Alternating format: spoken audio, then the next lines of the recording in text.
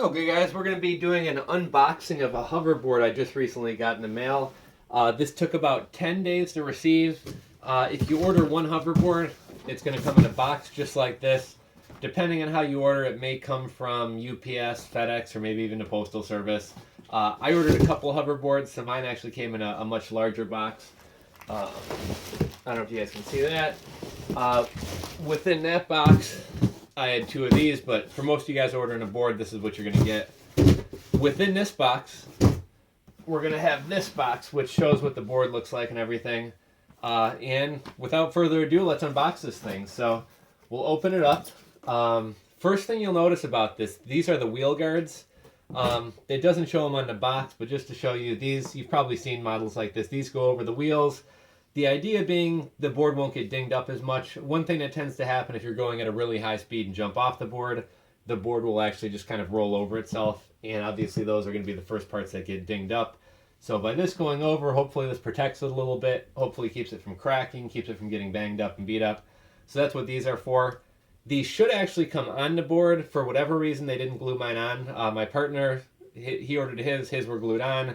Mine didn't, mine weren't, so I'm gonna have to go get some Gorilla Glue or something and glue these on. One thing to keep note, if you find these in the box, it's not garbage. These go over the wheels in case you're wondering. Let's see, the box is gonna come just like that. So first we have the owner's manual. I mean, there's not a whole lot to see here, but I'll flip through it a little bit for you guys. It is in English, you know, it's not in Chinese or German or anything like that. Kind of shows you how to lean, some safety instructions, you know, how the battery works, all that type of stuff. Shows you where the charging port is, where the off-on switch is.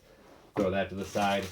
We have a charger, nothing too fancy here. This is the piece that actually goes in the charging port. I'll let you guys get a closer look to it. You know, obviously this is kind of like a two-part laptop charger. That part's going to plug into there. That part's going to go into the wall. This is going to go on your board. Take that off, show you what we got under here. We have that. That's the hoverboard. Now let's take it out of the plastic here. And I'll kind of give you guys a little overview here. Okay, so that is the power button. I'll show you what it looks like when you turn it on. That's the indicator light for power. 15 minutes before the battery dies, you should get an indicator light coming on there. We'll turn it off. That's where you plug the charging port into. Make sure you have those pegs lined up, and there's like kind of a little nub there. Make sure that goes into the correct part of the charger. As you can see here, these have the what people refer to as the Mercedes wheels. If you look on the box, you see it's got kind of the classic style wheels. The actual board that comes in the box has the Mercedes style wheels. This is a 250 by 250, so it's a 500 watt board, two motors, each one is 250. I've heard you can get 500 and 500 for 1,000, or you can get one at 750, which what's that boil down to? 225 or 325, whatever it boils down to. You can get a 500, 750, or 1,000 watt. This is a 500 watt, which is 250 on that wheel, 250 on this wheel. You know, really not too much else to say about this. I mean, it's got the lights in the front.